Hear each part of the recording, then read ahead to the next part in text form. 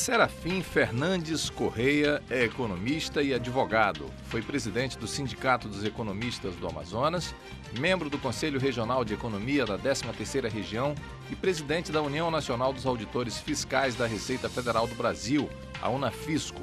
Membro do Conselho de Administração da SUFRAMA, vice-presidente da Frente Nacional de Prefeitos das Capitais Brasileiras, foi vereador, secretário municipal de Finanças da Prefeitura de Manaus, presidente do PSB Manaus, presidente do PSB Amazonas. Foi eleito prefeito de Manaus em 2004. Em 2015, assumiu o mandato como deputado estadual na Assembleia Legislativa do Amazonas. Ainda em 2015, até dezembro de 2016, foi presidente da Comissão de Indústria, Comércio Exterior e Mercosul, CISEM, e presidente da Comissão de Ciências e Tecnologia, Comunicação, Informática e Inovação da Assembleia. Autor do livro Os Números de Manaus.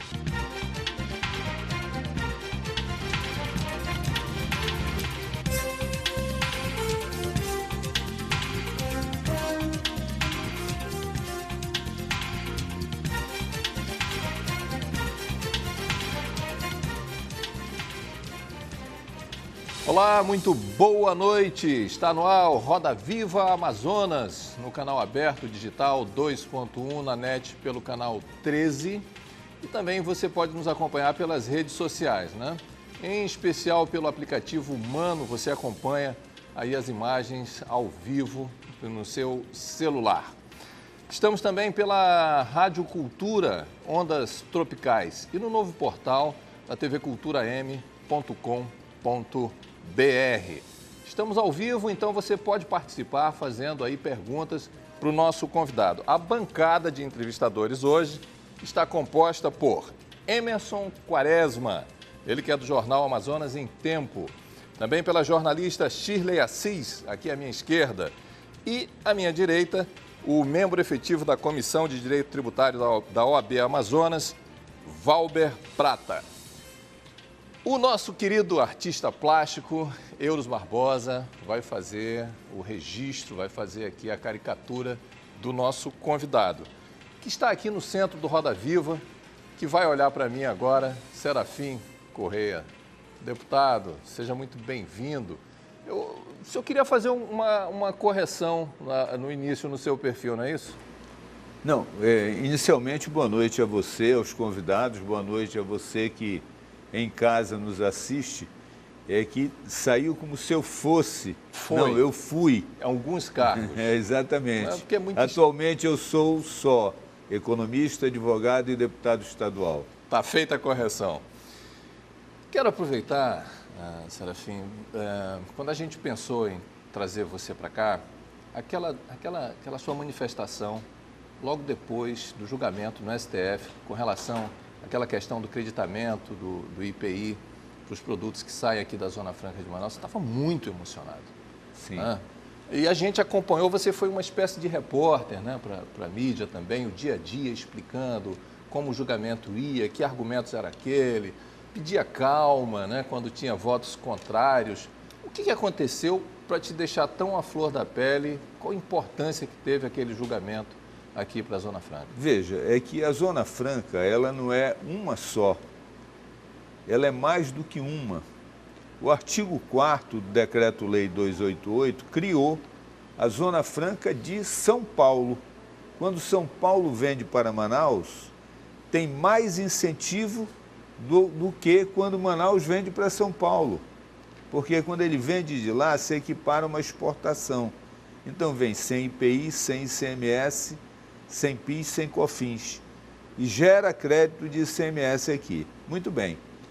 Quando você vende produtos finais daqui para lá, vai sem IPI e vai com redução de imposto de importação da parte importada. Tá. Agora, quando você vende componentes, aí tinha uma briga entre Receita Federal e SUFRAMA, e essa briga durava 52 anos. Em 1998, o Supremo Tribunal Federal, à época presidido pelo ministro Moreira Alves, julgou um processo e decidiu o seguinte: olha, quando a Zona Franca de Manaus vender para os outros estados, para fora da Zona Franca de Manaus, Gera crédito, sim, porque se não gerar crédito, é um mero diferimento. O que é diferimento? Você não paga naquele momento, mas paga no momento seguinte. Muito bem, isso ficou pacificado. Àquela altura, 1999, eu ainda estava na Receita Federal, de onde eu me aposentei em 2005, quando assumi a prefeitura, e eu era do Conselho de Contribuintes. E eu fui relator de um processo e, seguindo a esteira da decisão do Supremo Tribunal Federal, dei um voto na mesma linha. Muito bem. Passou-se o tempo, eu fui eleito prefeito, me aposentei na Receita. Em 2009, eu voltei a estudar Direito. E, numa determinada oportunidade, em Brasília, encontrei um advogado e ele me disse, olha, você lembra daquele assunto que estava pacificado? Eu digo, lembro. Ele disse, pois é, voltou. A Fazenda continuou recorrendo por outros caminhos e está de novo na pauta do STF. Quando eu voltei para Manaus, isso foi em 2010, eu alertei as lideranças empresariais. Eu digo, olha, isso daqui pode ser uma coisa muito complicada para nós.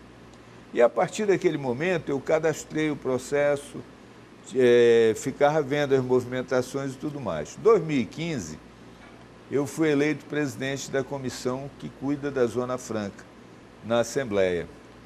E aí foi o primeiro julgamento, aí eu acompanhei, e aí é o seguinte, um jogo de bastidores muito forte. Pesado. Onde nós somos muito fracos.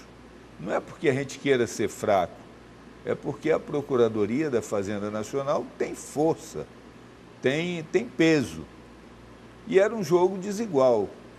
Todos os louvores à Procuradoria-Geral do Estado, Dr. Carlos Alberto, que foi um gigante na defesa, aos advogados da FIAAN, do CIAAN, das empresas, aí à frente o Dr. Léo Krakowiak, que defendeu com muito brilhantismo, e ele e o Dr. Carlos Alberto foram assim, os dois grandes que foram à tribuna, que falaram e tudo mais.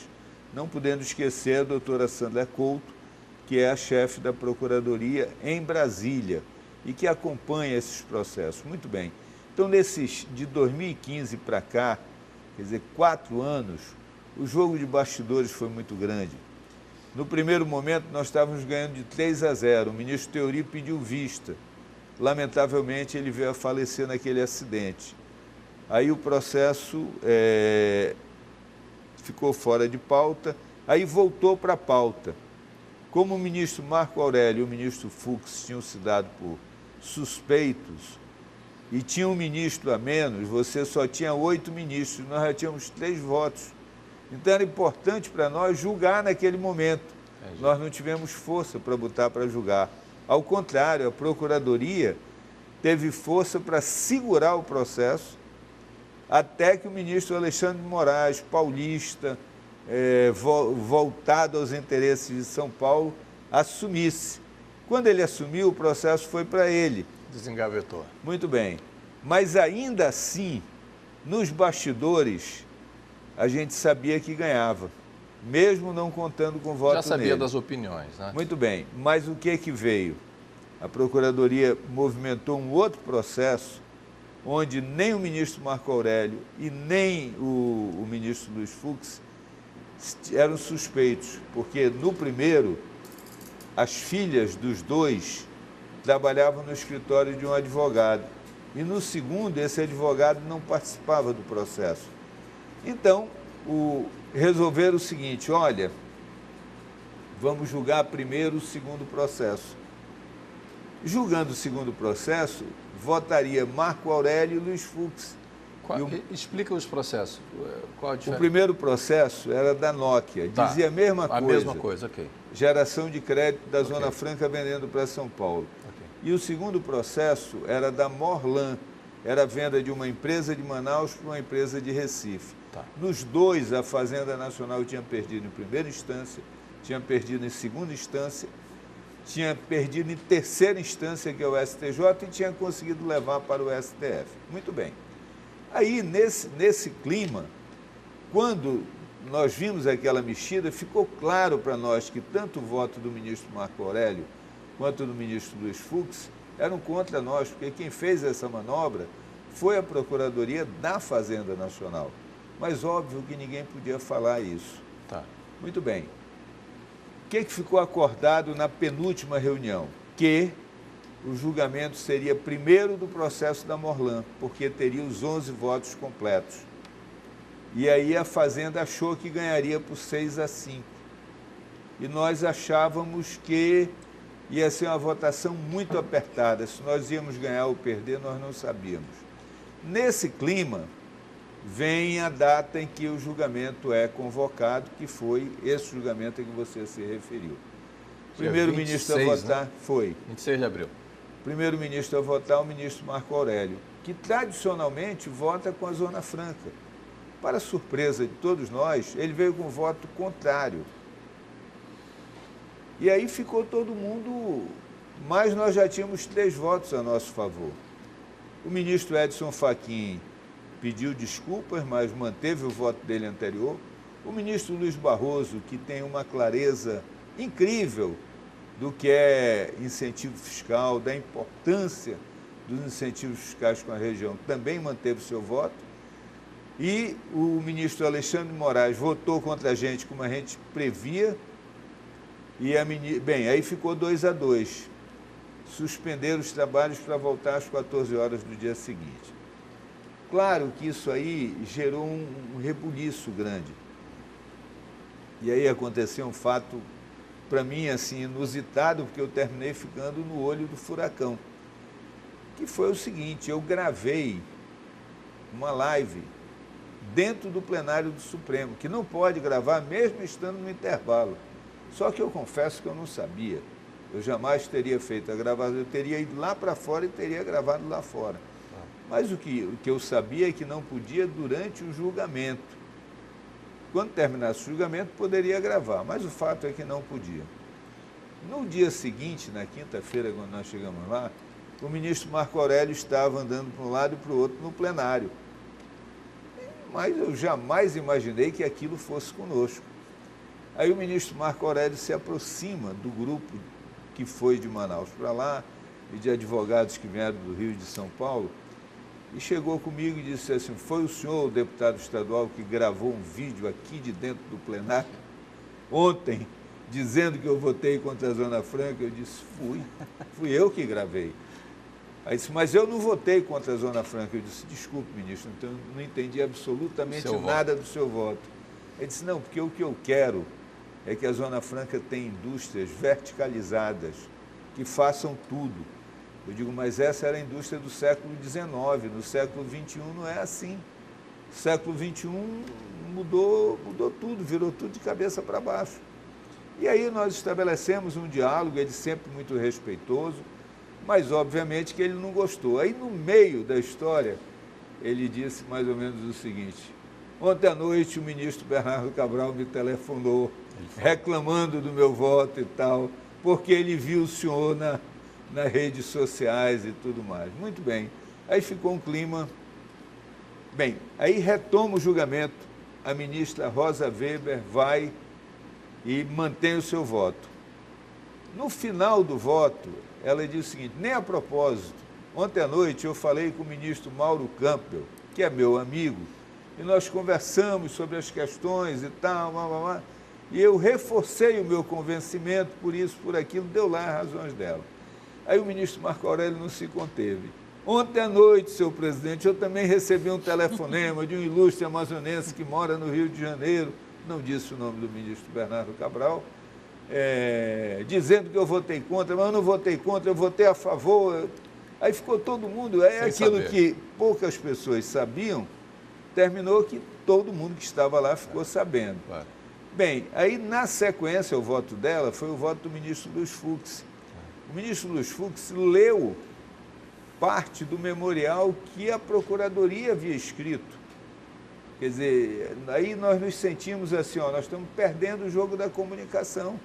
Eles fizeram o memorial, entregaram e convenceram o ministro, assim como também o ministro Alexandre de Moraes e o próprio ministro Marco Aurélio. Aí vai para a ministra Carmen Lúcia. que votou contra nós, embora ela tenha feito críticas, mas ela entende o seguinte, que a Constituição não basta, tem que fazer uma lei. Todo respeito por ela, mas daqui a pouco vão querer que tenha uma portaria, né? Porque no Brasil a portaria está tendo mais valor que a Constituição. Muito bem, aí 4-3 tocou o terror, né? 4-3, faltam 3 votarem, porque o ministro Gilmar estava em Portugal. Aí foi para o ministro Lewandowski. Aí ele empatou, ficou 4-4. Aí o ministro Toffoli disse, eu vou suspender para o intervalo e nós voltamos depois. Aí o ministro Celso de Mello, que está com a saúde abalada, ele anda com dificuldades, inclusive com a bengala, ele disse, olha, o meu voto é extenso, ele está escrito e eu vou anexar os autos, mas eu tenho um resumo muito pequeno que não chega uma lauda e eu quero dizer que eu voto a favor do creditamento. Ora, naquele momento ficou 5-4 para nós. E o ministro Dias Toffoli, no dia anterior, havia sinalizado da importância da floresta, da importância da Zona Franca, do projeto estratégico para a Amazônia e tudo mais. Aí eu disse, pronto, nós ganhamos. Aí ele pegou e disse, aí a primeira coisa que ele disse, esta votação não vai terminar empatada. Ora, se estava 5-4 para a gente, não ia terminar empatado, é que ele ia votar a nosso favor. 6-4. Óbvio que esse foi, e veja, você não pode falar ao telefone, mas tinha pelo menos 50 pessoas mandando o WhatsApp querendo saber como é que estava e acompanhando pela televisão e querendo que só que eu estava bem na linha de frente, eu não podia estar respondendo. Mas todo mundo muito angustiado. Aí, quando terminou, eu saí e, obviamente, que eu estava emocionado, como todos que assistiram aquele julgamento. Foi um momento, assim, de muita emoção. Por quê? Porque se a gente perdesse todas as empresas que fabricam componentes em Manaus, sairiam de Manaus e não viria mais nenhuma empresa de componente. Isso seria o fim do projeto Zona Franca. Porque se você não tiver produção de componentes, você não enraiza. Você precisa ter indústria de componentes. Ora, se iam sair as que estavam e não viria nenhuma outra empresa nova, nós estaríamos condenados a uma situação muito, muito complicada. O maior segmento. Muito, muito difícil. E aquilo me emocionou, me tocou profundamente. A Zona Franca atravessa uma crise que não decorre só da crise brasileira, mas é a crise da nova indústria, da indústria 4.0, do novo capitalismo, enfim. Bem, a propósito, eu queria incluir o colega Emerson Quaresma no assunto, que vai nos ajudar a destrinchar esse emaranhado da nova economia também, né? Tá certo. Boa noite, deputado. Boa noite, Emerson. A gente tem acompanhado essa discussão desde 2014, mais ou menos, quando a gente começou a gente chegou no jornalismo de economia, Amazonas em Tempo, a gente já começou a ouvir esse burburinho todo, né? O resultado, a gente viu todo acontecendo, vindo diretamente do senhor, mas aí a gente teve algumas informações que não chegaram até a gente, como, por exemplo, o impacto direto mesmo. O senhor acabou de falar para a gente aqui, por exemplo, que se eu não tenho indústria de componentes, eu não tenho enraizamento. Sim. Né? E eu estava fazendo uma pequena análise recentemente, se eu não tiver indústria de componentes, eu não consigo ter uma indústria de 2 rodas, né? Que eu não consigo ter uma indústria de informática, de tecnologia.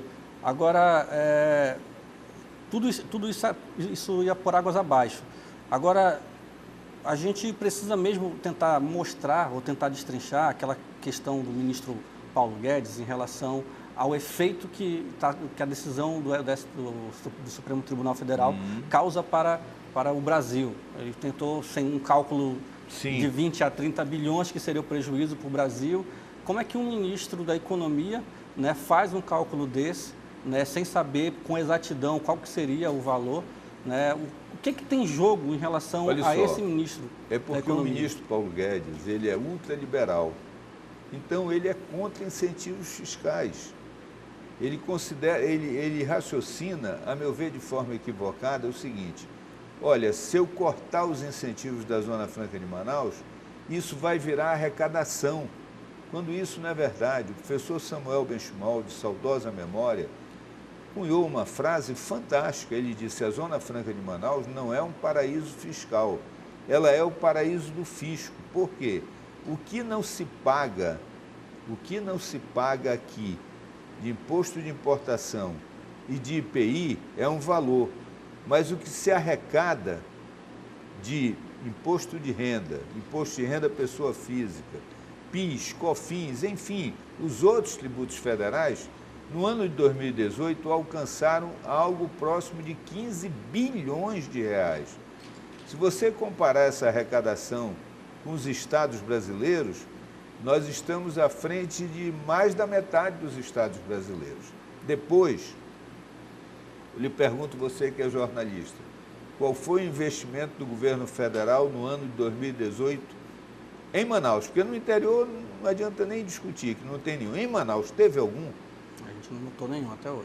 Não, teve um. Sabe qual foi? Parque Cidade Histórica? Não, a construção do novo prédio da Receita Federal em Manaus. Foi o único investimento do governo federal em 2018, que é um belo complexo, 500 vagas de estacionamento, 4 prédios, todos os órgãos fazendários estão lá, é lá no Distrito Industrial, está bem pertinho. Então veja, quer dizer, daqui saem 15 bilhões, mas para cá não voltaram 15 bilhões. Mas de onde ele tirou esses 30 bilhões depois? Pois é, esse número é absolutamente irreal. A Secretaria de Fazenda, o secretário Alex Del Gigio, produziu uma nota técnica, aliás, os técnicos produziram, ele apenas homologou, muito bem elaborada, que demonstra que esse valor não alcança nem 1 bi, quanto mais 16 que a procuradora falou da tribuna, ou 20, 30 bilhões, como ele diz. Aquilo é absolutamente irreal.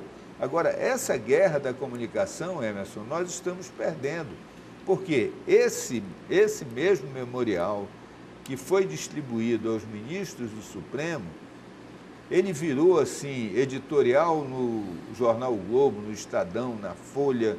A Miriam Leitão, e eu quero dizer a vocês que a Miriam Leitão é a maior estrela da TV brasileira. Ela fez um comentário no Twitter e eu rebati educadamente, eu não sou de agredir ninguém. Eu disse assim: olha, eu li o seu artigo, desculpe, você cometeu alguns equívocos, peço que você, por favor, leia o meu. Aí juntei um artigo meu contrapondo tudo aquilo que ela havia dito. Ela não respondeu. Aí eu tentei falar com ela. Aí a Globo disse o seguinte: olha, aqui ela é PJ, ela é uma pessoa jurídica, ela tem uma empresa, eu vou lhe dar o telefone, o senhor liga lá para a empresa e tal. Aí eu liguei para a empresa, a empresa disse: olha, ela não fala assim com ninguém não. Aqui tem um assessor de comunicação. Aí fala com o assessor de comunicação da jornalista Miriam Leitão. Olha como o negócio é sofisticado. Aí ele pegou e disse: não, olha, eu vou ver se ela quer conversar com você e tal.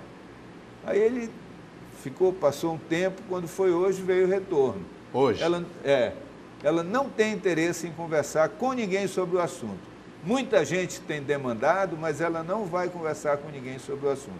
Então, veja, ela vai continuar falando coisas que não são verdadeiras e nós não conseguimos desmontar isso. Mas não é só ela, porque quando o senhor fala de uma guerra da comunicação, a gente vê com um tom de irresponsabilidade o ministro Paulo Guedes insistir em tacar pedra na e Zona veja Franca. bem, e ela está usando os dados que o ministro colocou lá. Daí eu entender a indignação do senador. É sistemático, então? É sistemático isso. Isso não é esse governo. Isso sempre foi assim. O ministro José Serra fazia a mesma coisa. Se você pegar a série histórica, os ministros sempre tiveram essa atitude. Qual é a diferença? É que antes você tinha o Ministério da Fazenda atacando e tinha um ministério onde estava a SUFRAMA, no caso o MIDIC, que o ministro procurava defender. Esse ministério foi incorporado por esse. E agora só tem um ministério, onde o Ministério de Indústria e Comércio virou uma secretaria do Ministério da Economia. E aí ele está abaixo do ministro. Se o ministro fala uma coisa, adeus. Agora, que ele está completamente equivocado, está. Qual é a desvantagem que ele leva hoje? Nós temos a vantagem de o senador presidente da Comissão de Assuntos Econômicos do Senado é amazonense, é o Omar. O vice-presidente é o Plínio Valério, que também é amazonense. Então, ele vai ter que passar por lá. Tudo que ele quiser de economia, tem que passar por lá. E o Omar ficou muito indignado, inclusive disse que ele era mentiroso. Os dados, quando a Cefaz distribuiu a nota, o Marcelo Ramos, que é presidente da Comissão da Previdência, fez o contato com o Ministério da Economia e foi recebido na hora e levou a nota. Ele engoliu a nota e não respondeu, porque ele não tem como responder, aquela nota é técnica. Os dados retirados são reais, né? do sistema de nota fiscal eletrônica. Portanto... Deputado, só para a gente completar a primeira rodada, eu gostaria de convidar a Shirley para... Pois não. Eu tenho até uma ponderação a respeito dessa comunicação que o senhor está falando, que falta aqui em defesa, né, da Zona Franca de Manaus. Quando nós tivemos aquele problema com o setor de concentrados aqui, uma grande empresa instalada no Polo Industrial de Manaus, a maior que trabalha, né, com concentrados, ela queria lançar uma grande campanha publicitária nacional em defesa não só dos concentrados, mas da Zona Franca. Essa campanha custaria R$800 mil. Ela se dispôs a pagar 400 mil e os outros 400 mil deveriam ser bancados por outras empresas do setor de concentrados aqui que nunca manifestaram interesse. Então, a minha pergunta é, o setor empresarial não tem que defender a Zona Franca, embora usufrua dela? Isso fica apenas a cargo dos políticos, deputado? Não, olha só, essa é uma crítica que eu diria autocrítica, porque a gente está criticando nós aqui dentro. Eu acho que os políticos têm a obrigação de fazer isso. Agora, as empresas também têm que fazer. E aí, eu me lembro, e quero recordar aqui para vocês uma crítica que eu faço às empresas do distrito. E fiz no passado, quando prefeito, fiz como deputado e continuo fazendo. É o seguinte, o estado do Distrito Industrial. Desde 2005 que a gente luta para ter os recursos para poder recuperar o Distrito Industrial. Em 2007... Você está falando do descontingenciamento dos recursos. Mas na verdade o descontingenciamento já é uma ilusão, sabe por quê? Porque não existe mais contingenciamento. Não existe, o dinheiro já vai direto para o caixa do Tesouro. Aí só sai o que vai para a despesa. Mas esse dinheiro... E o que sai para a despesa é bem contado, conta gotas. Exatamente. Aí ele veio, no orçamento eram 60 milhões. O convênio ia ser assinado com a prefeitura. Por questões políticas de briga interna, no Amazonas, na hora houve uma determinação para o convênio não ser com a prefeitura, ser com o Centro das Indústrias. E eu fui para a reunião, atendendo um telefonema do Dr. Vicente Trevas, que era o secretário de Articulação Federativa do presidente da República, no caso, o presidente Lula. Ele disse, prefeito, vá para lá que o seu pleito foi atendido, o senhor vai assinar o convênio. Eu fui para lá para assinar o convênio. Quando chega lá e chamam, aí quem assina o convênio? O CEAM. Aí eu não entendi mais nada. Eu digo, vem cá, a prefeitura ficou fora? Não, é que houve uma situação e tal, mas eu digo, olha, eu não aceito isso. A prefeitura luta com muitas dificuldades, aí vocês vão dar para o CEAM. O CEAM não tem nenhuma expertise para fazer isso. Mas, se é essa decisão, tudo bem. Aí deu todos os problemas que é de conhecimento de vocês. Quando foi em 2015, muitas denúncias de que o distrito estava intrafegável. E o pior é que não executaram a obra. Não executaram a obra. Aí o dinheiro foi voltou, até devolvido. Foi devolvido. O dinheiro foi devolvido, aí foi feito o convênio com o governo do Estado. E aí depois o governo do Estado também não conseguiu executar a obra. E aí voltou, e agora sim com a prefeitura. Mas qual é o problema? Que depois eu fui entender. É que tem uma tabela, eu acho que é SINAP, alguma coisa assim. Essa é uma tabela que eles mandam aplicar. Só que essa tabela é do preço de obra em São Paulo. O preço de obra em Manaus é muito mais caro. Aí eles disseram para o Centro da Indústria, olha, está aqui, agora você tem que cumprir essa tabela. Na hora que eles foram executar, aí não dava para executar. Era inexequível. Era inexecuível. Não foi levado em consideração. O custo amazônico, né? O custo amazônico não foi levado em consideração. Com o governo do Estado foi a mesma coisa. Aí, quando foi com a prefeitura, ficou 1 ano e meio na briga, pelo seguinte: olha, com esse preço, com essa tabela aqui, é impossível fazer obra em Manaus. Aí, finalmente, eles concordaram em trabalhar com a tabela que é execuível. E aí sim a prefeitura pôde avançar. Mas onde eu quero chegar? Rapidinho, esse é um problema similar ao projeto Minha Casa Minha Vida, quando os construtores reclamam muito aqui que fazer obra na região é muito mais caro aqui na região amazônica é pior. E recebem pelo valor do que é pago no Sul e no Sudeste, onde os grandes centros produtores estão ali, telha, enfim, claro, quem sai mais barato construir. Fechando seu raciocínio. Não, aí o resultado dessa brincadeira é o seguinte: em 2015, o distrito estava, então, na verdade, tinham alguns trechos, e a nossa comissão lá na Assembleia fez uma visita no local. Aí o que nós verificamos? Tinha os trechos, eram 2 ou 3 que realmente complicavam. Eu falei com o prefeito e o prefeito mandou fazer o serviço, encerrou a discussão. Mas qual era o problema? É que nós vimos que em algumas empresas, a frente da empresa era um jardim, uma coisa lindíssima. Por exemplo, a empresa do pai do Pisônia. Aquilo é uma maravilha, tem um jardim na frente. Qual é a dificuldade das outras fazerem a mesma coisa? Aí nós não estamos falando de rua, de pavimento, eu estou falando da frente da empresa. Qual é a dificuldade de uma empresa bater o capim e plantar grama? O senhor quer dizer com isso, levando em consideração a primeira pergunta dela, que eles não colaboram nem com isso. Então, eu estou pedindo... O seu próprio patrimônio, eles não cuidam Quer dizer, do próprio patrimônio... Imagine do patrimônio público. Agora, isso é uma chamada que se faz às empresas do distrito. Elas precisam se envolver mais. Você tem empresas que se envolvem na defesa do polo e tem outras que não estão nem aí. Então, tem que haver a união de esforços de todos, de políticos, de empresários, de sindicalistas. Tem que todo mundo estar no mesmo barco. Vou pedir para o Valber fazer a participação dele. Olá, deputado. Tudo bem, Valber? A minha pergunta para o senhor é... O senhor começou a comentar sobre a questão da perda, caso o processo fosse improcedente para o estado do Amazonas.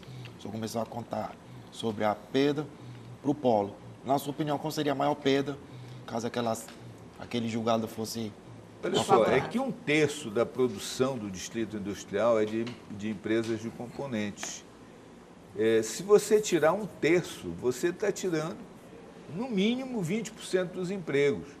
Aí, se já está ruim com 88 mil empregados, se ficar só com 70 mil empregados, vai ficar pior.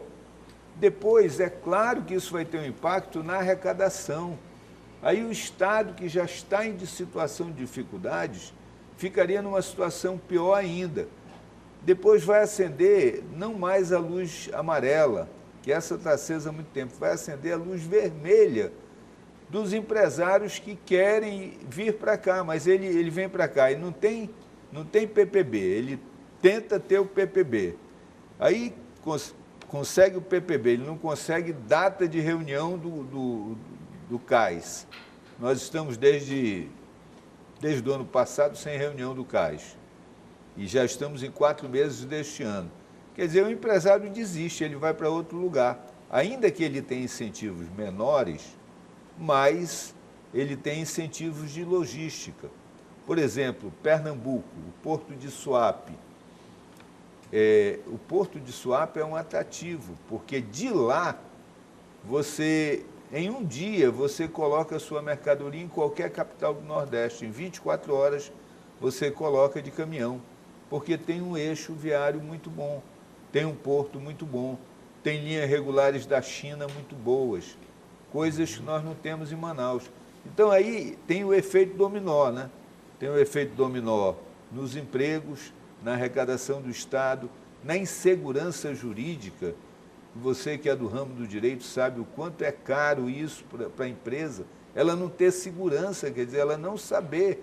Quer dizer, essas empresas de componentes que venderam para outras empresas, essas outras empresas foram autuadas. Você já imaginou o passivo o nível de litígio entre Fazenda Nacional e as empresas fora da Zona Franca e das empresas que estão fora da Zona Franca com as que estão dentro da Zona Franca, dizendo, epa, você me vendeu dizendo que gerava crédito e não gera crédito. E depois teriam a confusão dessas empresas com a Sulframa. Por quê? Porque a Sulframa concedeu o incentivo. Então, isso tudo seria um imbróglio muito grande. E se nós já estamos numa situação difícil, que, a meu ver, decorre do avanço tecnológico, da falta de inovação, de uma série de fatores, nós ficaríamos numa situação muito pior. E eu quero propor, no próximo bloco, que a gente pegue esse gancho aí que o senhor falou. Okay. Como a gente evoluir para essa economia do século XXI, no nosso polo. Nós já perdemos essa guerra na borracha. Então, pronto. Só lembrando que o Roda Viva Amazonas tem um apoio cultural do Café Arte, está aqui embaixo, e também do restaurante Sara Comida Árabe. Já já a gente volta com o Serafim Corrêa.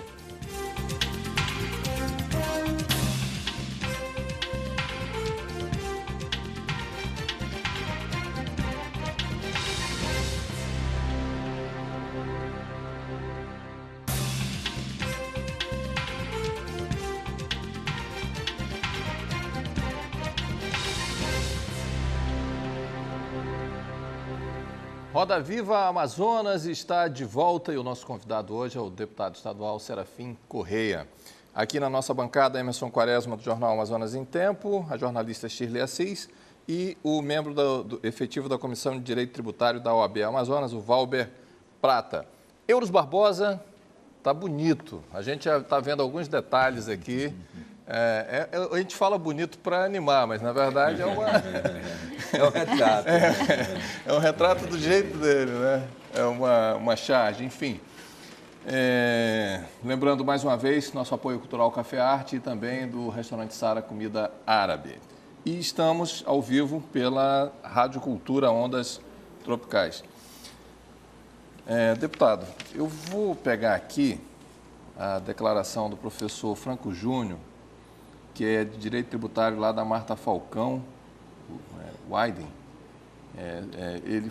Ele faz um comentário sobre o modelo de incentivo da Zona Franca de Manaus, compara com os outros setores incentivados da economia brasileira, como o setor agrário, que tem lá uma isenção de 26 bi, isenções sobre dividendo de pessoas jurídicas, 46 bi, Simples Nacional, 80 bi, e as entidades sem fins lucrativos, que entram aí os times de futebol, com 24 bi. E a Zona Franca, pegando um número pelo meio, 26 bi total. Mas ele faz uma reflexão. Se a indústria da Zona Franca não tiver uma conformação com o capitalismo do século XXI, corre sérios riscos de não ter mais sentido. O que o senhor acha, Débora? Olha só, eu concordo com ele. O Franco Júnior é um rapaz jovem, advogado, mas dedicado também à economia, estudioso do modelo e um advogado muito competente.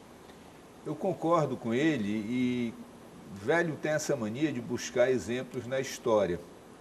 Onde foi que nós perdemos a guerra da borracha? Nós perdemos na falta de inovação. Nós achávamos que só nós tínhamos seringueira. Nativas, só nós. Aí o que os ingleses fizeram? Eles vieram a Belém, compraram 2 sacas de sementes de seringa, levaram, fizeram toda a pesquisa, tudo que tinha que fazer, melhoraram geneticamente aquelas sementes, levaram para a Malásia, plantaram em linha. E aí como é que funcionava? Um operário malasiano saía de manhã de bicicleta, ia cortando as seringueiras, deixando a tigelinha e ia em frente. Levava o seu alimento, num determinado momento ele parava, se alimentava, voltava recolhendo a seringa na bicicleta. Um só fazia Um só, então de... ele tinha uma produtividade enorme. O nosso seringueiro aqui, como é que era? Ele tinha que entrar com uma poronga na cabeça, poronga aqui, com aquela lamparina na cabeça para espantar mosquito e tudo mais. um cigarro de maconha na boca, para poder não sentir dor na picada dos insetos, e tudo na costa dele, e sair cortando a seringa e de manhã voltar por aquela... A cada 200 metros, 100 metros... exatamente, que é um negócio absolutamente disperso. Claro que a produtividade lá era muito melhor do que cá. A inovação lá não chegou aqui. O resultado é que eles passaram a produzir a borracha por um preço muito menor do que o nosso e ganharam o mercado mundial. E nós quebramos. E nós fomos para o fundo do poço. Aí veio a guerra. Na guerra, morreram brasileiros em Monte Castelo, na Itália. Tem tudo isso. Mas a grande maioria dos brasileiros que morreu nos seringais da Amazônia. Por quê?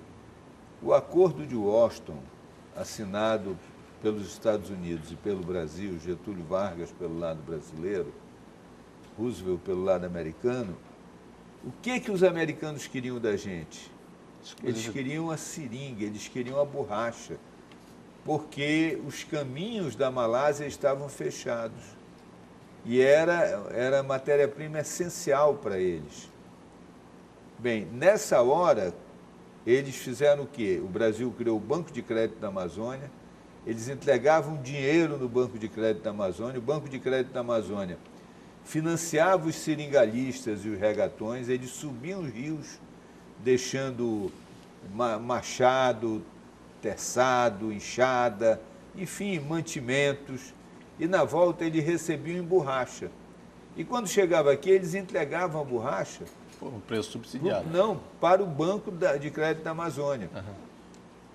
Eles recebiam dinheiro e pagavam em borracha. E aí eles recebiam dinheiro novo e iam de novo. Enquanto a guerra estava rolando e os americanos precisavam da borracha... Era um bom negócio. Um bom negócio para nós. Só que quando a guerra acabou, os americanos disseram, agora se virem. Agora, nesse acordo de Washington, os investimentos foram para onde? Vale do Rio Doce não veio para cá. Companhia Siderúrgica Nacional não veio para cá. Os investimentos foram feitos no Sudeste. Agora, do Nordeste, mais precisamente do Ceará, saíram algo em torno de 60 mil brasileiros, dos quais 30 mil morreram de malária nos seringais. Então, a deputada Beth Aziz, ela merece ter esse resgate, e eu entendo que ela é muito pouco louvada. Outro dia o jornal A Crítica fez uma matéria ampla com ela, e foi muito bom aquilo, mas eu acho que todos nós temos a obrigação de louvar a Beth. Ela, na Constituinte, colocou um artigo lá prevendo uma aposentadoria, uma pensão para os soldados da borracha. 2 salários mínimos. 2 salários mínimos e tudo mais. Essas pessoas, ou as suas viúvas, principalmente as suas viúvas, passaram a ter esse direito em 88, mas a guerra terminou em 45. Portanto, nós estamos falando aí de 43 anos depois. 30 anos depois da Constituinte, já deve ter morrido todo mundo, não deve ter mais ninguém. É provável que isso aí não impacte mais a Previdência hoje. Hoje, qual é o nosso problema? É que, até um determinado momento, o mundo era indústria. A partir de um determinado momento, é criatividade, é inovação. Os meios digitais eles avançaram. E aí tem um exemplo, eu vou sair do meio digital e vou para uma coisa assim mais animada, que é a música. Tá. Em 98, o Tony Blair era primeiro-ministro da Inglaterra. E o pessoal do setor siderúrgico inglês começou a pressionar o governo, que ele queria vantagens e tudo mais, e fizeram uma ameaça lá para o Tony Blair. O Tony Blair disse o seguinte, olha, fala embaixo, porque vocês rendem menos para o Reino Unido do que o rock and roll. Então, todas as homenagens para o Mick Jagger, para vocês são menos importantes do que ele. Então, vejam como o mundo mudou. Agora, imagine hoje, quer dizer, as grandes empresas do mundo que são Microsoft, Apple. Aí, o que é que elas têm? Elas produzem alguma coisa? Não. Elas criam aplicativos. O Uber é a maior empresa de táxi do mundo. Sim. E não tem um carro. Então, veja, nós vivemos novos tempos. Aqui, Nós estamos fazendo o quê? Estamos fazendo equipamentos, mas o que vai embarcado ali, que é o de mais valor, nós não estamos fazendo. Então, daí a necessidade, e eu concordo com o Franco, de nós vislumbrarmos isso. E aí vem a proposta paralela que existe a isso, das novas matrizes econômicas. Claro que nós temos outras possibilidades, mas essas possibilidades dependem de investimento, dependem de logística, dependem de não agredir o meio ambiente, e tem que ter muita cautela com essa questão do meio ambiente, porque isso hoje é uma questão mundial. Vivemos todos no mesmo planeta. Na hora que você fizer uma coisa errada aqui no meio ambiente, você vai ser bloqueado no mundo. Nessa rodada fica aberto para... Pois não. Tem uma questão que o senhor acabou de falar agora do investimento na indústria 4.0. Esse investimento viria das próprias indústrias, na modernização das suas linhas de produção, no conceito dos seus produtos, ou também a Sulframa teria um papel relevante na busca de novas tecnologias As aqui? duas coisas. Eu entendo que aí nós temos que ter os dois caminhos. E quem já está aqui também tem que buscar essa solução. Daí a necessidade, e com isso eu estou plenamente de acordo com o que pensa o superintendente da Sulframa, que precisa haver mais união. Nós estamos muito dispersos. Aqui cada um atira para um lado. Eu, em 2015, propus na Assembleia um pacto de governança. Isso era uma tentativa de, a nível de governo do Estado, Estado no sentido amplo, Poder Judiciário, Poder Legislativo, aí incluído o Tribunal de Contas, Poder Executivo, Ministério Público, 5 homens e mulheres que administram esses 5, 3 poderes e 2 órgãos, sentassem e conversassem sobre finanças públicas, tivessem um diálogo, tivessem um entendimento. Não, cada um fica atirando para um lado, cada um acha que a responsabilidade é do outro, não há diálogo, não há conversa. E quem é esse elemento catalisador que vai juntar? Pois essa é a questão, e eu diria até que durante algum tempo, com todas as dificuldades que a nossa cultura impõe, porque essa não é a nossa cultura. A nossa cultura sempre foi do Salvador, do grande comandante, jogar toda a responsabilidade para cima daquela pessoa. Eu entendo que isso tem que ser compartilhado. Hoje a sociedade não é mais patriarcal, ela é em rede. Hoje não é mais o patriarca que bate na mesa e diz, olha, todo mundo aqui vai fazer isso ou vai fazer aquilo. Hoje o garoto de 14, 15 anos está no seu WhatsApp, está na sua rede, ele está interagindo. O meu neto outro dia virou para mim o neto mais novo, que tem 11 anos. Tem que falar o nome que ele vai gostar. Não, eu não vou falar o Tá nome. bom. Mas ele disse o seguinte, eu querendo fazer alguma coisa no celular e não acertava, ele disse, pô, vô, não sei como o senhor chega a ser deputado, o senhor não sabe fazer isso.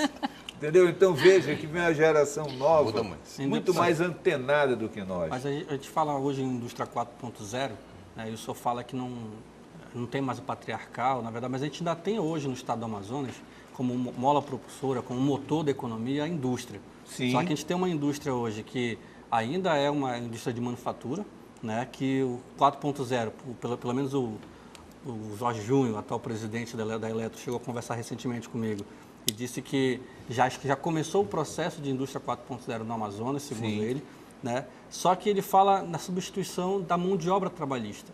Hoje, por exemplo, a gente conversou até recentemente com os colegas, que a gente tem hoje uma reforma trabalhista que está tornando o trabalhador do polo industrial um trabalhador miserável, né? Porque o cara que está trabalhando terceirizado, sem direito à previdência, né? sem segurança nenhuma trabalhista, que o CLT ainda tem hoje, apesar de todos os problemas de mercado. Mas aí o presidente da Eletro chegou a falar que a indústria está mudando, vai sair uns trabalhadores de um setor e vai entrar outro, que vão ser doutores. Mas esse trabalhador que está aqui, né, afetado por essa... Eu acho que esse é um problema que nós temos, Emerson, e ele é muito forte no Brasil.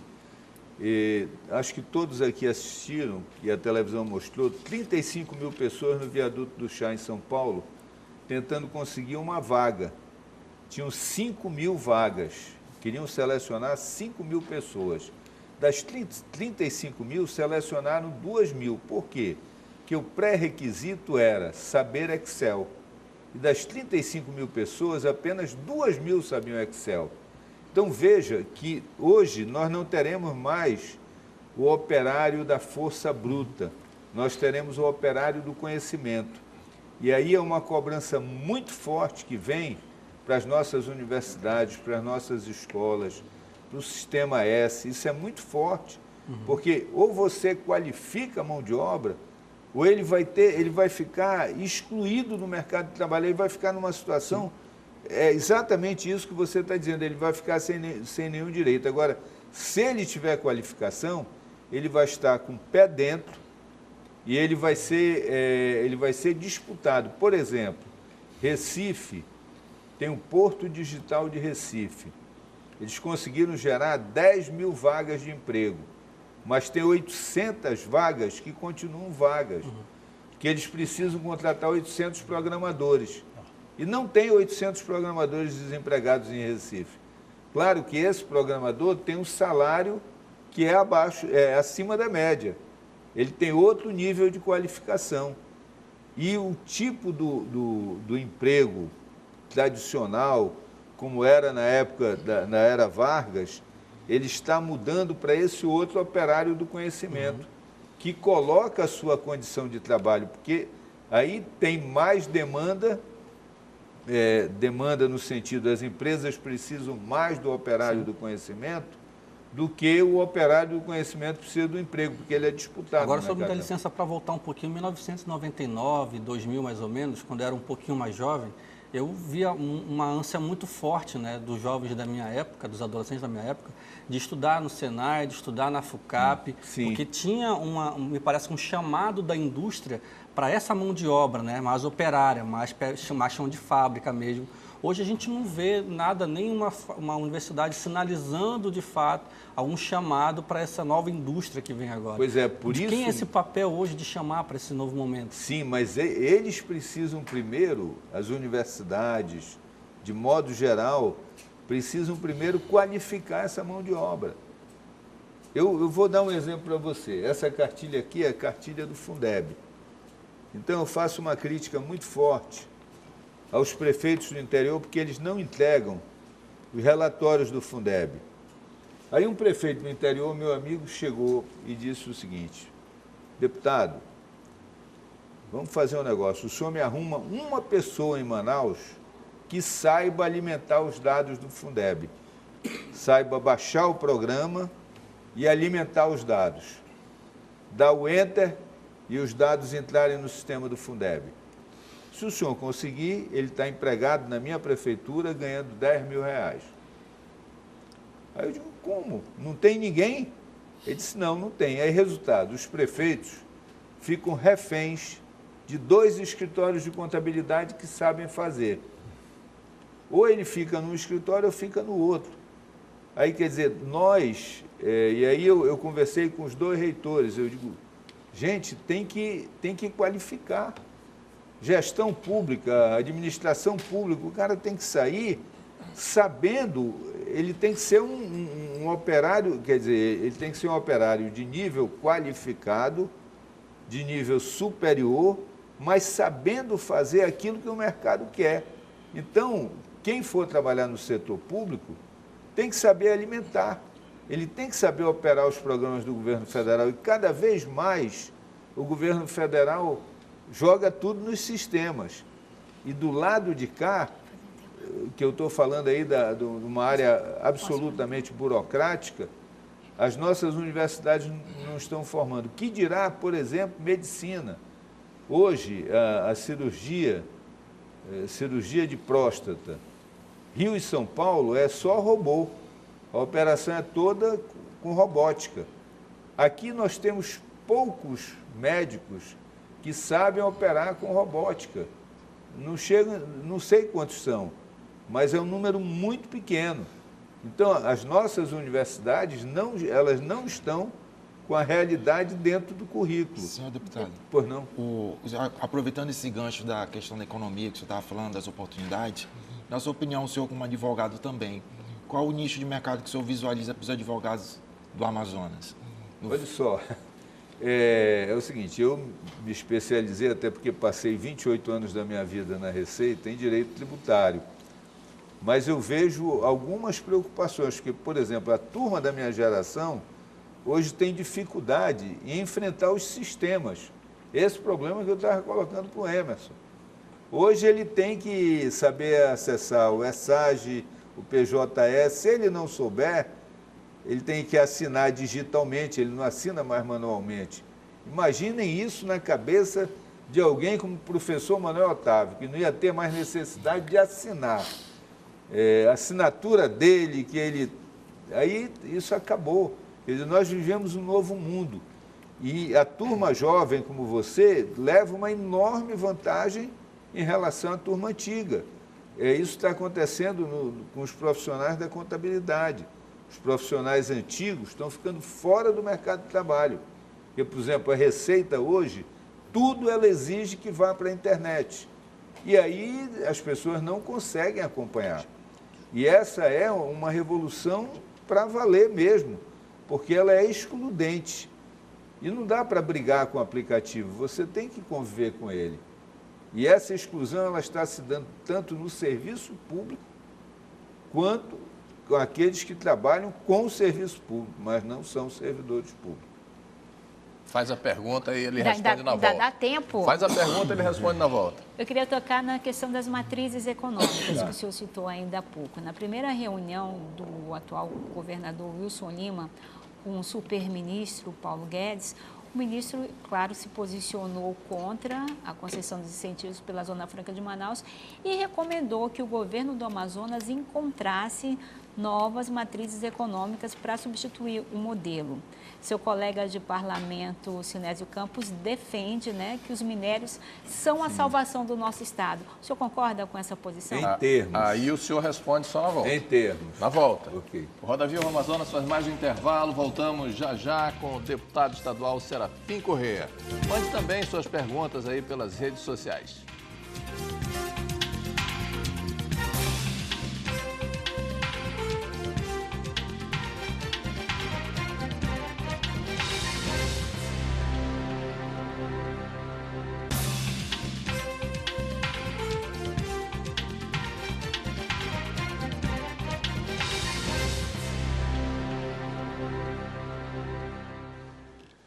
Estamos no terceiro bloco, penúltimo bloco do Roda Viva Amazonas de hoje.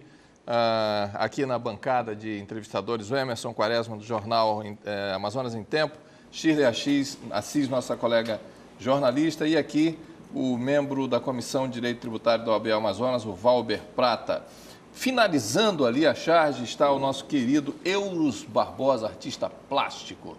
No apoio cultural, Café Arte, também o restaurante Sara, comida árabe. O senhor quer que faça de novo a pergunta ou já vai logo na resposta? Direto. Vamos lá. A pergunta da Shirley de respeito às novas matrizes. Eu entendo que nós temos alternativas, só que elas dependem de investimentos altos e de logística. Por exemplo, a Silvinita, que o meu colega de parlamento, Sinésio Campos, tanto defende, é em Altazes. Para que haja essa exploração, é preciso fazer uma usina de, creio que o nome é esse, rebaixadora do União de Tucuruí, e lá de Itacoatiara sair um cabo subaquático, quer dizer, por baixo d'água, atravessar o Rio Amazonas, entrar no Rio Madeira, são 120 quilômetros, para chegar aqui, subir essa energia, aí fazer uma outra usina para poder gerar energia para poder explorar. Isso é algo que depende de um investimento muito alto. Por certo, o ministro Paulo Guedes não quer colocar um tostão, porque o investimento dele é só no sul e sudeste, não é para cá. Agora, eu entendo que isso é relevante e vou explicar rapidamente, contar uma história aqui rapidamente, para como está funcionando hoje. É o seguinte, em 91, 92, o Raimar Aguiar, de saudosa memória, levou uma ideia para o governador Gilberto Mestinho, que também já não está entre nós. Qual era a ideia? Ao invés da soja sair do norte do Mato Grosso para ir para Santos e Paranaguá, são, sei lá, 4.000 quilômetros, 3.500 quilômetros, que essa soja subisse para Porto Velho, em Porto Velho embarcasse em barcaças que trariam para Itacoatiara, onde teria um porto graneleiro. E esse porto graneleiro faria a exportação. A economia no frete, o ganho no frete é de $30 por tonelada. Muito bem. Do pessoal do Mato Grosso, só um acreditou na história, que foi o Blairo Maggi. Aí ele veio conversar com o governador. Veio conversar com o governador e disse, olha, eu acho a ideia maravilhosa, só que eu não tenho dinheiro para fazer o porto. Aí o mestrinho disse, olha, mas você entra na Sudan que o projeto vai ser aprovado. E eu vou defender o seu projeto. E ele foi para a Sudan. Chegou lá, naquela época era lâmina, né? Não tinha data show. Era lâmina, aquelas lâminas no projetor. No retroprojetor.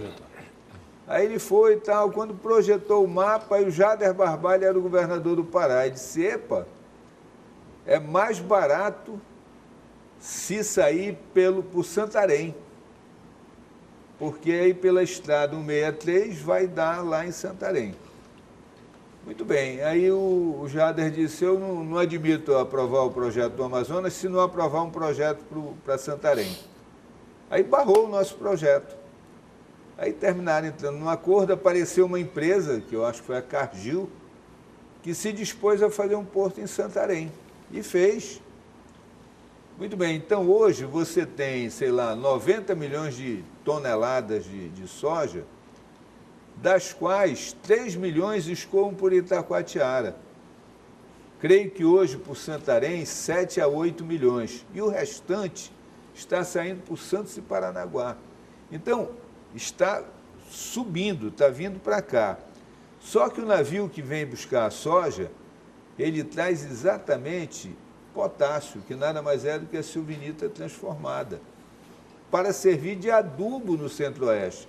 Aí ele descarrega, isso daí passa para as balsas, que levam de volta. A balsa que traz soja leva potássio de volta.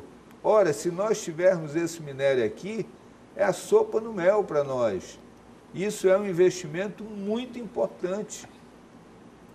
Essa é uma alternativa que a gente tem. Mas vai ter a indústria de transformação nesse meio do caminho para gerar mais... Não, aí para chegar agregar nesse valor, ponto é sem né? a indústria de transformação. Ah. Agora, veja, é preciso que nesses projetos haja um pacto. Qual é o pacto? É o pacto que você gere compromissos, por exemplo, de fazer o mínimo de industrialização aqui. A semi-elaboração, algo do tipo, para gerar mão de obra, porque nenhum outro modelo, pode escolher o outro modelo, vai substituir os 88 mil empregos do Distrito Industrial. Então, aí nós não podemos trocar esse modelo. Eu considero a Zona Franca, assim, mal comparado, mas para a gente entender. É um tronco descendo o rio. Só que aí você não tem canoa, você não tem navio, você só tem o tronco, aí você se agarra no tronco. Se a gente soltar do tronco, a gente vai para o fundo. Então, vamos lá, enquanto não aparece o navio, a voadeira, a gente vai ter que ir nesse tronco, para ir descendo o rio. Agora, vejo, alternativas no turismo, mas nós precisamos qualificar a mão de obra. Nós precisamos tratar melhor o Estado como um todo. Quais são os locais, Festival de Parintins, Ciranda e Manacapuru, enfim, aí tem projetos absolutamente regionais que podem dar outro impulso. Por exemplo, Manacapuru, na hora que a estrada estiver inteiramente pronta, e hoje tem 35 quilômetros prontos, faltam, portanto, menos de 50, você pode fazer um grande porto em Manacapuru para, a partir de lá, levar tudo para cima. Quer dizer, ao invés de embarcar em Manaus, sai de caminhão até Manacapuru e embarca em Manacapuru. E Itacoatiara para o restante do mundo. Itacoatiara é uma alternativa de porto, exatamente. Inclusive, há um projeto de porto agora naquela região do Remanso, onde seria um porto voltado para atender. Hoje, isso já acontece com gasolina, diesel. Deixa eu só explicar o lance da gasolina. A nossa refinaria, ela na verdade não é uma refinaria, é um entreposto, porque ela refina muito pouco, ela recebe o produto acabado. Só que na época da seca, um navio que vem com, sei lá, 80 milhões de litros, ele não consegue passar lá. Ele vem só com metade, numa região chamada Cafundó. Aí o que eles fizeram? Construíram um entreposto em Itacoatiara. Esse entreposto recebe metade da carga. Ele vem com 80 milhões, deixa 40 milhões lá e traz os 40 para Manaus. E esses 40 milhões vão no rumo de Porto Velho. E abastece toda aquela região a partir de Itacoatiara, porque lá é um calado especial. Então, essa possibilidade portuária é enorme, pegando a hidrovia do Madeira, naquela área de Itacoatiara. Esse porto, que é o que sei, é um empreendimento do Grupo Simões, no Remanso, ele visa atender soja para outros produtores que não o dono do porto, que é a Hermasa, e também para atender a carga de Roraima, quer dizer, a BR-174 não entraria em Manaus, ele virava em Itacoatiara, mas para isso é preciso melhorar a estrada.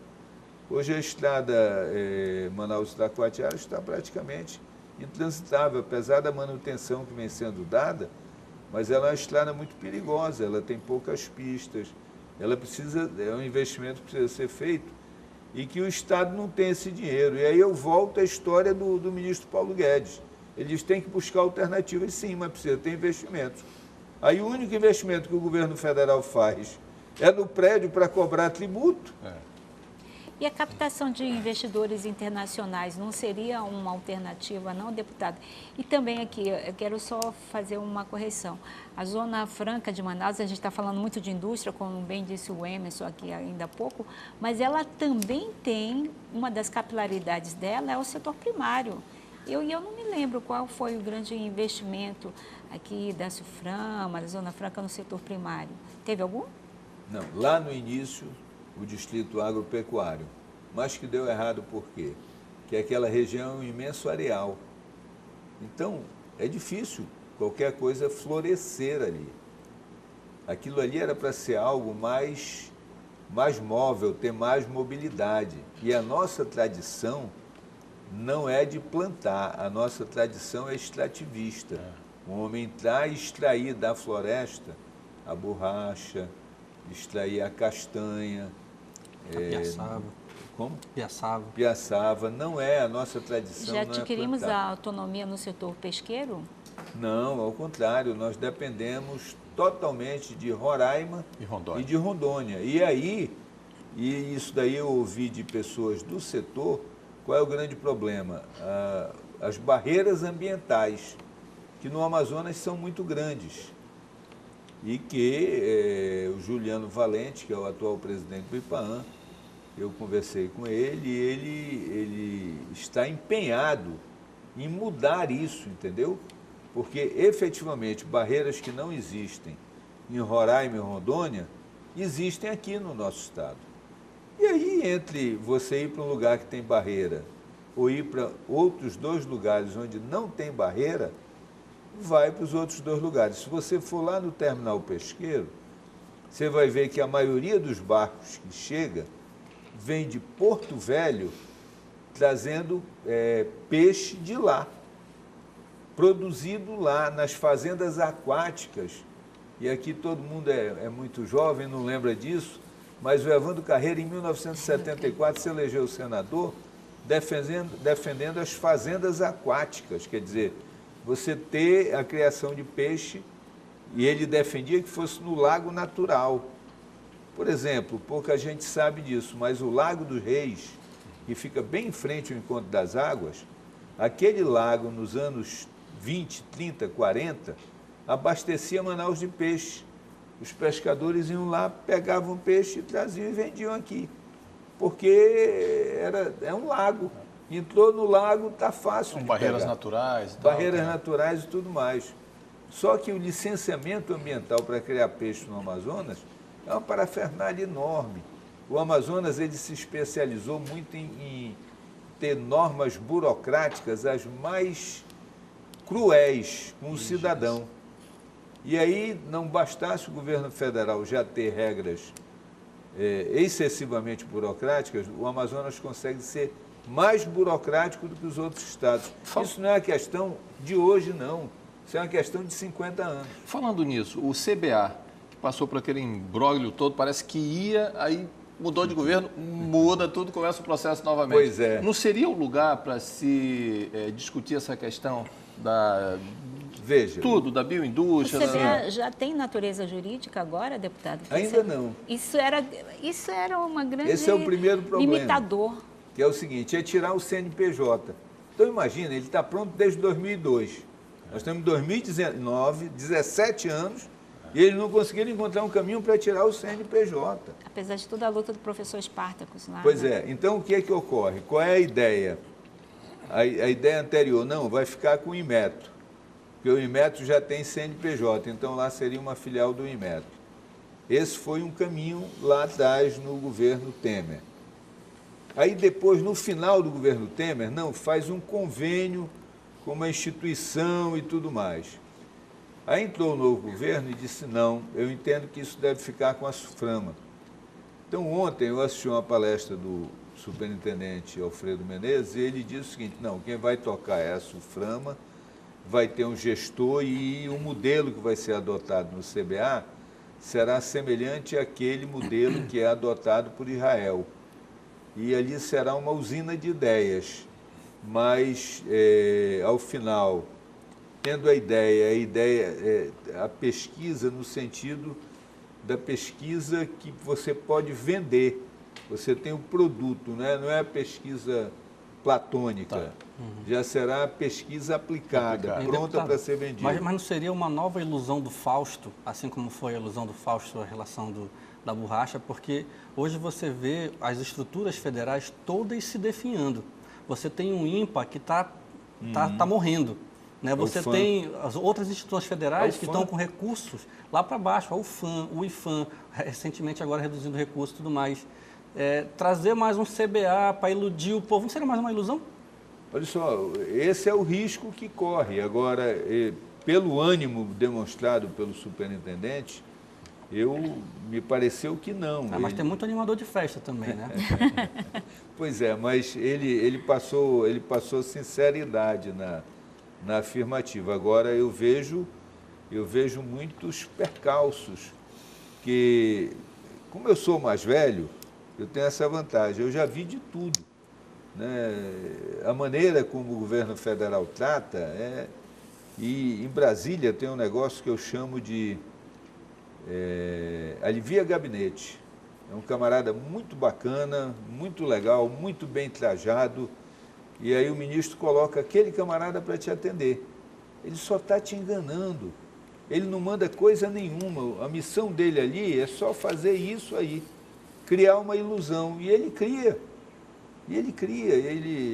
sabe, ele tem boa aparência, você acha que ele é que manda, ele não manda coisa nenhuma.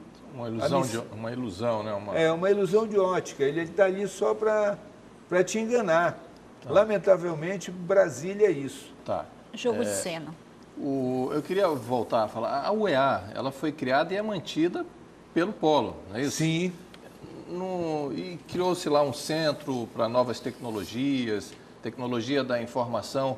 Não é a hora da UEA pegar isso? Olha só, eu entendo o seguinte, que a UEA e distrito precisam conversar mais.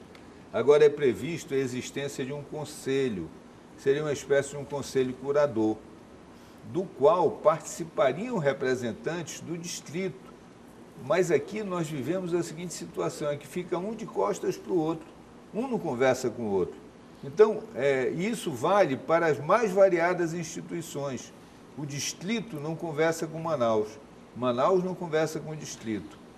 Eu me lembro de uma passagem do coronel Igrejas Lopes, de saudosa memória. Ele foi na inauguração do Secomis, uma inauguração de uma feira no Secomis e tudo mais. E tinha um lançamento de um relógio da Beta. Muito bem. Aí tinha bem pequenininho, produzido na Zona Franca de Manaus. Aí o Coronel Iglesias Lopes, o presidente era, acho que, Dove Orne, o nome do presidente da Beta. Aí, na hora da inauguração, ele pegou assim e disse, olha, eu quero dar os pêsames à Beta. Como é que nós recebemos a Beta aqui de braços abertos? Ela tem todos os incentivos. Na hora de lançar o produto, ela lança e coloca aqui bem pequenininho, produzido na Zona Franca de Manaus. Eu não consigo ler sem óculos isso aqui.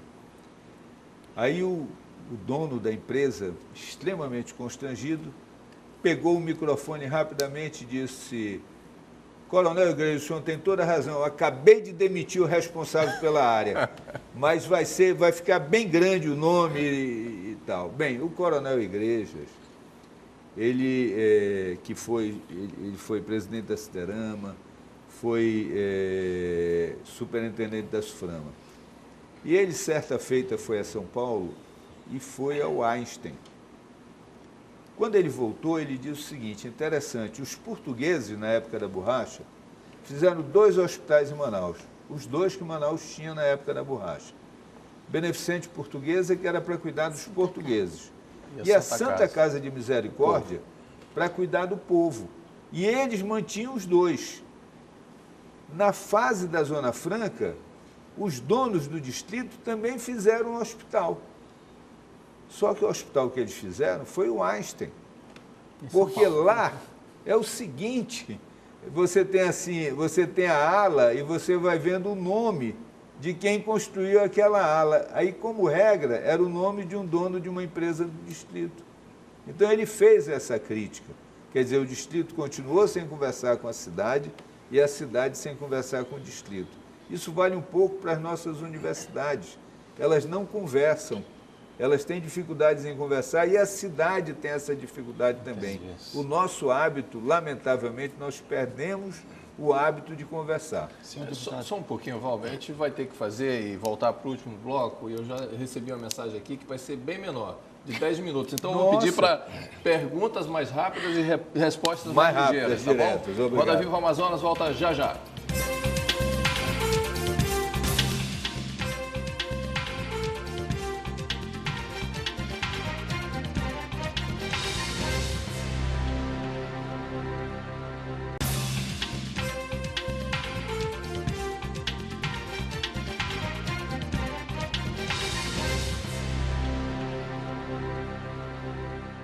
O Roda Viva Amazonas está de volta e eu vou ser bem rapidinho, eu vou pedir aos colegas que façam perguntas rápidas também e que o deputado faça respostas mais rápidas ainda para a gente aproveitar os últimos 7 minutos, já reduziu mais ainda. Só preciso lembrar que a gente tem o apoio cultural do Café Arte e também do restaurante Sara, comida árabe. Valber, você está na preferência. Senhor deputado, é notória a falta de conhecimento do restante do Brasil referente à Zona Franca, ao modelo de economia. O que o senhor atribui a essa falta de conhecimento do nosso sistema? Uma incompetência nossa em nos comunicarmos. E aí isso vale para a classe política, para a classe empresarial, para o setor público, para o governo do Estado, para a Suframa, enfim, todos nós. E todos nós temos que colocar os respectivos egos de lado, sentarmos em torno de uma mesa e ver como conduzir isso. Deputado, nós temos 3 setores econômicos que são monitorados pela Secretaria de Fazenda. O setor industrial, que o senhor bem falou aqui, o setor comercial e o setor de serviços, que é o que menos arrecada. Em alguns meses pontuais do ano passado, e acho que 2017, o setor comercial ultrapassou, em termos de arrecadação, o setor industrial. Mas alguns especialistas dizem que o comércio ele não existe sem a indústria. Isso é verdade? É verdade, sim, porque a indústria é que consegue vender para fora. Então, quando ela vende para fora, ela traz dinheiro para dentro. Ela paga salário, esse salário vira consumo, esse consumo vira tributo. Então, é fundamental ter os 3 setores muito fortes. O comércio sozinho não ancora a arrecadação e não garante os investimentos para o Estado. Porque ele não teria fonte, ele não teria comprador. E esse é um perigo de diminuir os empregos do distrito. Aí quem vão ser os consumidores? Os consumidores hoje, basicamente, são os 88 mil trabalhadores do distrito, a massa de funcionários públicos federais, municipais e estaduais. Na hora que aquilo que traz o dinheiro para dentro do sistema fechar, o resto do sistema não vai funcionar, Implode. vai ficar tudo travado, implode. Deputado, então dentro desse assunto ainda eu trago de volta aquela questão da reforma trabalhista. Hoje, por exemplo, a gente conversou com o presidente do Sindiplast, que contou relatos muito fortes em relação a trabalhadores que saíram da CLT, foram para o terceirizado, ficaram desempregados, não conseguem nova colocação de trabalho no Polo Industrial de Manaus, estão vivendo de bico e até pedindo comida dentro do sindicato, porque não tem mais emprego, está devendo 3 contas de água, 3 contas de luz e fazendo outras dívidas aí para poder tentar sobreviver. Então, resultado, uma avaliação minha de uma reforma tributária que foi trabalhista que foi desastrosa. Sim. Né, desastrosa. Aí a gente tem em frente mais outros 2 canhões apontados para a Zona Franca também, que eu não vou tirar o previdenciário também, mas a gente tem a reforma tributária apontada para cá e também o previdenciário. A gente viu uma, digamos que o trabalhador teve uma derrota na reforma trabalhista. A gente corre risco de ter uma derrota na reforma tributária, com esse discurso do Paulo Guedes, e uma outra derrota na questão do previdenciário, uma vez que o governo começa a tentar agradar os políticos do Congresso Nacional, com manutenção de ministérios, se contradizendo em alguns pontos. Né? O senhor acredita que hoje o esquerdismo, que o pessoal do atual presidente vende muito, né, que a oposição ela está um pouco afastada da discussão, vendo uma discussão de direita contra extrema-direita. O senhor acha que a gente, dentro desse cenário político, a gente consegue ter um resultado positivo diante do que a gente já viu na reforma trabalhista, com a tributária previdenciária hoje? Eu vejo dificuldades em decorrência dessas 2 reformas. Na reforma trabalhista, a posição do meu partido, o PSB, foi contra a reforma trabalhista e foi contra a reforma previdenciária do Temer. A reforma previdenciária que está proposta, ela é pior do que a reforma do Temer. A reforma previdenciária precisa ser feita no que diz respeito à idade, mas não dá para cortar BPC, não dá para cortar aposentadoria rural. Isso no interior é um desastre. O que os municípios recebem de fundo de participação é menos do que a folha do INSS no interior. Na hora que você cortar isso, o interior vai se acabar, vai ficar pior do que já está. País da miséria.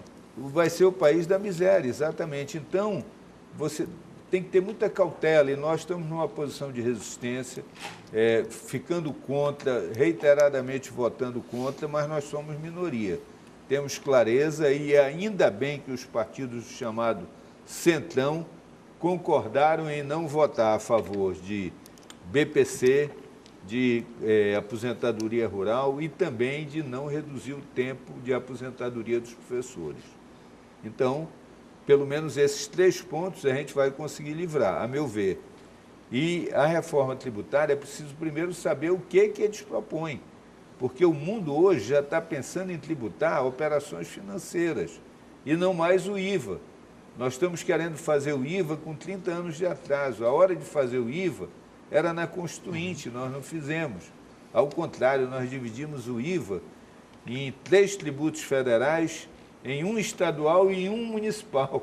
E agora há quem diga que juntar esses 3 fere cláusulas pétreas, porque você estaria quebrando o Pacto Federativo. Mas aí é difícil.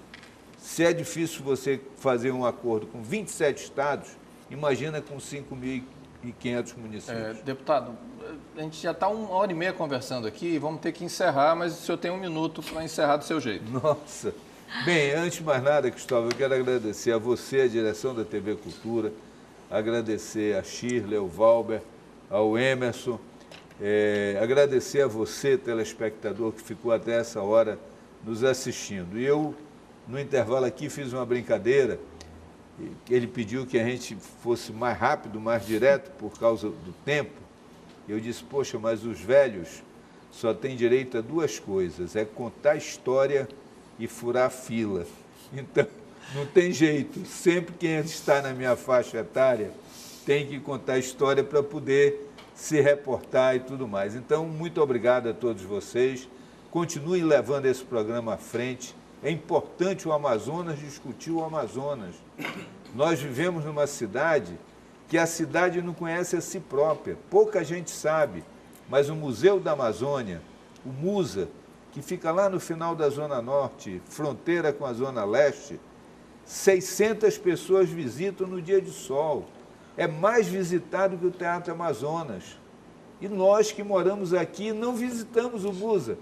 Então, com essa mensagem final, eu agradeço a todos vocês. Muito obrigado. A gente que agradece a sua presença aqui e quero agradecer também ao Emerson Quaresma, do Em Tempo, a Shirley Assis, nossa colega, e também ao Valber Prata, lá da OAB Amazonas, da Comissão de Direito Tributária da OAB. E, neste momento, o Euros vai fazer a entrega da charge, a percepção dele, obrigado, da sua, muito obrigado, da sua presença valeu, aqui. Muito obrigado. Agora, rapidamente, está todo mundo querendo todo mundo está escolha curioso uma câmera aqui. aí. Todo mundo está curioso.